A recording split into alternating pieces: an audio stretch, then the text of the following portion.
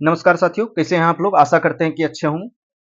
हम लोग बिहार स्पेशल में बिहार ज्योग्राफी को देख रहे थे, जिसमें हम लोगों ने फर्स्ट लेक्चर में बिहार के विभिन्न परिचय को देखा, जिससे काफ़ी सारे क्वेश्चन प्रीवियस में पूछे गए थे प्रीवियस एग्जाम में। उसके बाद हम लोगों ने बिहार के विभिन्न नदियों को देखा और नदी कहाँ पे गंगा में आके मिलती है, ठीक है? और गंगा नदी का बिहार में एंट्री कहाँ है और एग्जिट कहाँ है, ये देखा। हिमालयन नदी को देखा और प्रायद्वीपीय पठार या पठारी नदी को भी देख लिया हम लोगों ने। चलिए अब हम लोग बिहार का जो भौगोलिक संरचना है उसके बारे में कुछ कुछ चीजें चर्चा करते हैं। देखिए ये बिहार के बीचों बीच से हम लोगों ने पिछले वीडियो में आप उनके साथ चर्चा की थी, गंगा नदी गुजरती है और ये उत्तरी बिहार हो जाता है, ये दक्षिणी बिहार हो जाता है। उत्तरी बिहार जो है हिमालयन नदी के कारण हमेशा बाढ़ की स्थिति उत्तरी बिहार में बनी रहती है और दक्षिणी बिहार जो है वो सूखा का क्षेत्र रहता है। आप लोगों को ध्यान होगा तो हमारे बिहार के मुख्यमंत्री जी का एक प्रोजेक्ट था, ठीक है? जो ये गंगा का जो पानी है वो गया पहुंचाना, ठीक है, सूखा प्रबंध क्षेत्र में, ठीक है। तो ये इसलिए था क्योंकि दक्षिणी बिहार हमेशा सूखा की चपेट में रहता है और उत्तरी बिहार बाढ़ की चपेट में रहता है। लगभग 6 मंथ ऐसा ही स्थिति बना रहता है बिहार में, ठीक है। तो बिहार में देखिए तीन चीजें हम लोगों को देखना होगा। सबसे पहले बिहार में पर्वतीय भाग, बिहार के जैसे भौगोलिक जो क्षेत्र है उसको तीन भाग में बांट सकते हैं। पर्वतीय भाग, इसमें रामनगर दून आ जाएगा, सोमेश्वर घाटी आ जाएगा और दून घाटी आ जाएगा। मैदानी भाग है, इसमें उत्तर का मैदान और दक्षिण का मैदान, ये 95% होता है। पर्वतीय भाग जो है वो 932 किलोमीटर स्क्वायर में है, ठीक है। और बिहार का क्षेत्रफल आप लोग कमेंट में बताइए, 94,163 वर्ग किलोमीटर, ठीक है। ये इसलिए बोल रहे हैं क्योंकि ये बिहार में बराबर अलग अलग एग्जामों में पूछा जाता है, ठीक है। तो चलिए हम लोग तीसरा देखते हैं। तीसरा जो है वो पठारी क्षेत्र है, ये खनिज के लिए प्रसिद्ध है, जैसे रोहतास पाइराइट के लिए है, ठीक है। ये सब चीजें हम लोग आगे खनिज चैप्टर में चर्चा भी करेंगे। तो देखिए यहाँ पर जो पर्वतीय क्षेत्र जो है वो बिहार के इस क्षेत्र में है, ठीक है। यहाँ शिवालिक श्रेणी जो है और पठारी क्षेत्र जो है वो इस रेंज में है, ठीक है। नीचे का जो क्षेत्र है ये झारखंड से लगा हुआ, ये पठारी क्षेत्र है बिहार का। ये उत्तरी मैदान है और ये दक्षिणी बिहार का मैदान है, ठीक है।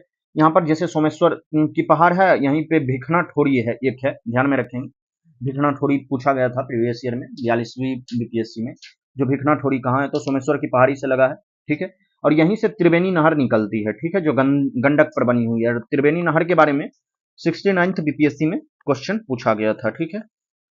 तो चलिए हम लोगों ने इसको देख लिया था और अक्षांश देशांतर की चर्चा हम लोगों ने पिछले वीडियो में ही कर ली थी। आप लोग कमेंट बॉक्स में बता दीजिए ताकि आप लोगों को भी याद रहे, ठीक है। नहीं याद है तो वीडियो को रोक के पहले देख के आइए प्रीवियस वीडियो में, ठीक है। और आप लोग नोट किया कीजिए कुछ अपने हिसाब से। अब देखिए जैसे बिहार में जो है औसत वार्षिक वर्षा जो होती है वो 125 सेंटीमीटर होती है, ठीक है। ये उत्तरी बिहार में ज्यादा जैसे 130 से 140 सेंटीमीटर होती है और दक्षिणी बिहार में 90 से 100 मीटर होती है, ठीक है।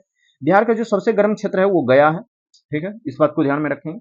जैसे देखिए बिहार के मिट्टी के बारे में जब हम चर्चा करते हैं तो दो तीन चीजें ध्यान में रखनी होगी।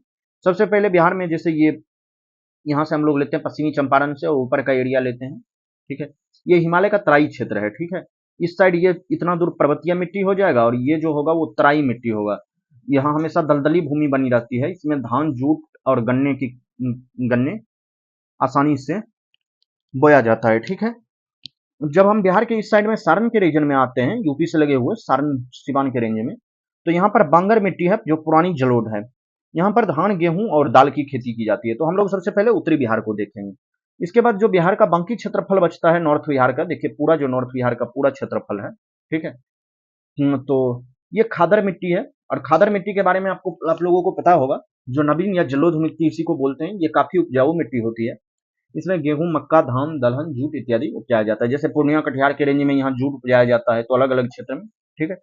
और ये जो हम लोगों ने बांगर मिट्टी देखा, ये सहरसा का क्षेत्र है और दूसरा तराई क्षेत्र के नीचे जो ये आपको दिख रहा है इसमें है, ठीक है। अब हम लोग दक्षिणी बिहार के मिट्टी के बारे में देखेंगे, ठीक है।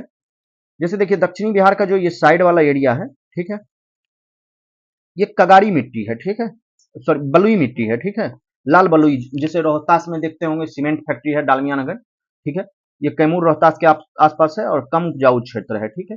और बाकी हम लोग ये जो मिट्टी देख रहे हैं ये पूरे एरिया जो दक्षिणी बिहार का अधिकांश एरिया, ये कगारी मिट्टी है। ये नदियों के किनारे वाला मिट्टी है, ठीक है। अधिक उपजाऊ ये मिट्टी होती है, पुरानी जलोढ़ मिट्टी है, इसे करेल केवाल भी कहते हैं, ठीक है। उपजाऊ होती है रबी खरीफ दोनों फसल, ठीक है। और इस साइड का जो एरिया देख रहे हैं आप लोग गया के क्षेत्र का, भागलपुर के क्षेत्र का, इसमें लाल, पीली और काली मिट्टी होती है। ये मोटे अनाज के लिए काफी उपयुक्त मिट्टी है। और दूसरी चीजें, एक सेकेंड इसको क्लियर करने दीजिए, तब हम बताते हैं आपको, ठीक है। देखिए, ये जो गंगा के रीजन का है, ठीक है, गंगा के रीजन का 5 से 7 किलोमीटर का जो क्षेत्र है, पूरे 400 कितना किलोमीटर बताए थे, जल्दी से कमेंट में बताइए, जल्दी जल्दी, 445 किलोमीटर, ठीक है। तो इसमें जो है 5 किलोमीटर दोनों साइड, 5-5 किलोमीटर, ठीक है। ये जो है वो टाल मिट्टी का क्षेत्र है, ठीक है। ये हमेशा दलदली, 5 से 6 मंथ यहाँ दलदली बना रहता है। और ये रबी फसल के लिए सिर्फ उपयुक्त होता है। तो रबी फसल किसे कहते हैं? रबी, खरीफ और जायद का आप लोग डिफिनीशन बताएंगे, ठीक है। तो रबी फसल जैसे जो होती है ना, वो अक्टूबर नवंबर में बोई जाती है और मार्च अप्रैल में काटी जाती है, ठीक है। इसमें गेहूं हो गया, आलू हो गया, मक्का हो गया, ठीक है। और खरीफ फसल जो होगी, ठीक है, रबी के बीच में पहले जायद आएगी। जायद जो होगी वो मार्च अप्रैल में इसकी बुआई होगी, और मई जून के आसपास, जैसे इसमें खीरा, ककड़ी, तरबूज ये हो गया। और खरीफ जो होगी वो जून जुलाई के आसपास बुआई होगी, सितंबर अक्टूबर के आसपास इसकी कटाई होगी, ठीक है। तो इसमें खरीफ फसल में जैसे मक्का आ गया, धान आ गया, ये सब आ जाएगा, ठीक है। तो अब हम लोग ऊपर जब बिहार के जो ज्योग्राफिकल संरचना की बात कर रहे थे, तो हम लोग देखेंगे, जैसे एक दो नाम देखेंगे सबसे पहले। ये प्रोफेसर राम प्रवेश एवं प्रोफेसर इनायत अहमद जो थे, उनके अनुसार बिहार के 10 भाग थे। किस आधार पर? तो सामाजिक, सांस्कृतिक एवं प्राकृतिक एकरूपता के आधार पर। तो इन्होंने क्या किया, जो नदी का जो क्षेत्र हम लोगों ने नदी का बताया था, जैसे ये क्या किए, सारन छपरा रेंज का मान लिए संस्कृति, इसको मिथिला रेंज मान लिए, इसको मगधी रेंज मान लिए, इस तरह तरीके से इन्होंने डिवीजन किया। आप बस नाम याद रखेंगे, नाम काफी है, ठीक है। तो अब बिहार का जो देखते हैं, देखिए बिहार में 3 प्रकार की चट्टानें, 4 प्रकार की चट्टानें पाई जाती है। ये टर्शियरी चट्टानें हैं, ये पश्चिमी चंपारण का रेंज है, आपको पता होगा। और नेक्स्ट हम लोग इसमें बताए हुए हैं जो पर्वतीय भाग है, शिवालिक पर्वत है यहाँ पर। और 3 है इसमें, सोमेश्वर श्रेणी है, हरहा दून है और रामनगर दून। तो हम लोग चर्चा करते चलते हैं, लेकिन पहले उससे पहले चर्चा कर लेते हैं। टर्शियरी चट्टान बिहार में यहाँ है। विंध्यन कर्म की चट्टान जो है वो रोहतास साइड में है, ध्यान में रखेंगे, यहाँ से लाल पत्थर मिलती है। और धारवाड़ चट्टान जो है वो दक्षिणी बिहार के संकीर्ण क्षेत्र में, जहां झारखंड से हमारा बॉर्डर टच होता है, उसमें है। और क्वाटरनी चट्टान जो है बिहार का पूरे मैदानी क्षेत्र 95% वो क्वाटरनी चट्टान है, ठीक है। तो हम लोग सबसे पहले टर्सरी चट्टान जो है, इसमें सोमेश्वर श्रेणी, ये पर्वतीय भाग, शिवालिक, सोमेश्वर श्रेणी, हरहा दून घाटी, रामनगर दून। तो ये त्रिवेणी नहर के पूर्व से भिखना पहाड़ी तक है, ठीक है। इसमें सोमेश्वर का किला है। प्रमुख दर्रा जो है वो भिखना थोड़ी दर्रा है, पाराबाद दर्रा है, सोमेश्वर दर्रा है। बिहार को नेपाल से अलग करता है, ठीक है। और रामनगर दून है, इसमें अधिकतम ऊंचाई जो है वो संतपुर की है, 240 मीटर, ठीक है। अब हम लोग विंध्यन कर्म की चट्टान देख ही लिए हैं, धारवाड़ देख ही लिए हैं। गया जो है, इसमें गया में आप लोग को पहाड़ी 3-4 याद रखना होगा, जैसे रामशिला है, जेठियन है, प्रेतशिला है, बराबर की पहाड़ी है, ठीक है। ये सब पहाड़ी है। और पीर पहाड़ी जो है वो बिहार शरीफ में, इसको ध्यान में रखेंगे। क्वाटरनी जो है वो मैदानी भाग का है और ये सबसे नया है, ठीक है। अब हम लोग यहाँ पे देख लेते हैं इसको डिटेल से। तो बिहार का जो भूगर्भिक संरचना है, जो धारवाड़ हम लोग चर्चा किए थे, ठीक है, धारवाड़ ये दक्षिणी बिहार, ठीक है। ये जमुई, नवादा, मुंगेर की पहाड़ी, खड़गपुर की पहाड़ी, राजगीर, बोधगया, इसमें पाई जाती है, ठीक है। इसकी चट्टाने जो है वो नीस है, शिस्ट है, ग्रेनाइट है, हाईलाइट है, क्वार्टाइज है। जीवाश्म अनुपस्थित है, धात्विक खनिज है, कोबाल्ट, मैग्नीज, अबरक, क्रोमियम, ये सब पाया जाता है। दूसरा हम लोग विंध्यन की चर्चा किए थे, जो रोहतास कैमूर के क्षेत्र का था। इसमें कुरप्पा चट्टानों के अवसातों से निक्षेपण हुआ है, ये जीवाश्म इसमें उपस्थित है, ठीक है। टर्शियरी चट्टान की जो हम लोगों ने चर्चा की थी, ये उत्तरी चंपारण का पश्चिमी भाग है। कंग्लोमेरेट, बालू पत्थर, चूना पत्थर, ये सब पाया जाता है। ये अवसादी चट्टान है, जीवाश्म खनिज पाए जाने की संभावना है। क्वाटरनी जो हम लोग चर्चा किए थे, ये बिहार की मैदान है। ये प्लेस्टोसीन से लेकर होलोसीन तक का है। इसमें बालू, बजरी, कांगोलमेट, ये सब। देखिए एज के हिसाब से एग्जाम में पूछ देता है, और पूछ क्या देता है, 69वीं में ही पूछा गया है, ठीक है। तो सबसे जो पुराना चट्टान है वो धारवाड़ है। तो धारवाड़ ये देख लीजिए कौन सा है, मैप से ही याद रखिएगा, याद रहेगा।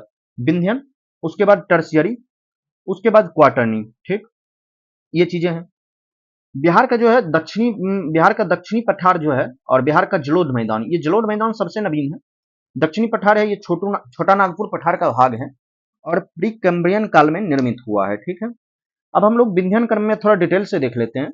इसमें एक ऊपरी विंध्यन, एक निचला विंध्यन है। ऊपरी विंध्यन में कैमूर श्रेणी है, रोहतास कैमूर है। इसमें पाइराइट या गंधक पाया जाता है। सिरसा का जो मकबरा है वो यही है, ठीक है, ये ध्यान में रखेंगे। सारनाथ का स्तूप, लाल किला और जामा मस्जिद में यहीं के जो विंध्यन क्रम का चट्टान है उसी का प्रयोग किया गया, ठीक है। ये इसमें याद रखेंगे सेमरी चट्टान रोहतास, इसमें जीवाश्म उपस्थित है, ठीक है। चूना पत्थर, बलुआ पत्थर, सेल, सीमेंट उद्योग का विकास जो हुआ है, देखिए सीमेंट, डालमिया नगर सीमेंट अभी तो बंद पड़ गया है, ठीक है, कुछ राजनीतिक कारणों से बिहार में, नहीं तो डालमिया नगर सीमेंट अपना इसी क्षेत्र में चलाता था, ठीक है। तो हम लोग अपना जो पर्सनल नोट्स था उससे बिहार के ज्योग्राफिकल इंडिकेशन के बारे में सारा चीजें हम लोगों ने चर्चा कर ली है, ठीक है। अगर आप लोग इतना भी करते हैं तो 6 में से 4 से 5 क्वेश्चन सही हो जाएंगे, जो 69वीं में हम मेरे ऊपर खुद अप्लाई हुआ था, ठीक है, तो सही होने का। और बाकी हम लोग कल के वीडियो से एडोटेरिया का जो क्षेत्र जैसे नहीं किए, जैसे हम लोगों ने बिहार का भौतिक विभाजन कर लिया है, तो ये सब चीजों को हम लोग छोड़ेंगे और बाकी हम लोग करने की कोशिश करेंगे, ठीक है। तो अगर आप लोग पूरा कर लेते हैं तो 6 आउट ऑफ 6 या 7 पूछता है तो 7 आउट ऑफ 7 सही होगा, ठीक है। तो चलिए आज के वीडियो में बस इतना ही। अगर आप लोग चैनल पे नए हैं तो चैनल को लाइक शेयर और सब्सक्राइब करना ना भूलेंगे। और साथ ही साथ जो आप लोगों को घटना चक्र भी करवाया जा रहा है, एसपीडी का करंट अफेयर्स करवाया जा रहा है, घटना सार करवा दिया गया है, तो सारी चीजों का प्लेलिस्ट बना हुआ है, आप लोग अगर नहीं देखे हैं तो प्लेलिस्ट में जाके देख लीजिए। तो चलिए, बाकी आप लोग का कोई भी डाउट हो तो कमेंट बॉक्स में बताइए, और आपके डाउट पे नेक्स्ट वीडियो में या कोई भी सुझाव हो तो वो भी जरूर बताइए, तो नेक्स्ट वीडियो में हम लोग उस पर चर्चा कर लेंगे। तो चलिए मिलते हैं नेक्स्ट वीडियो में। थैंक यू, जय हिंद।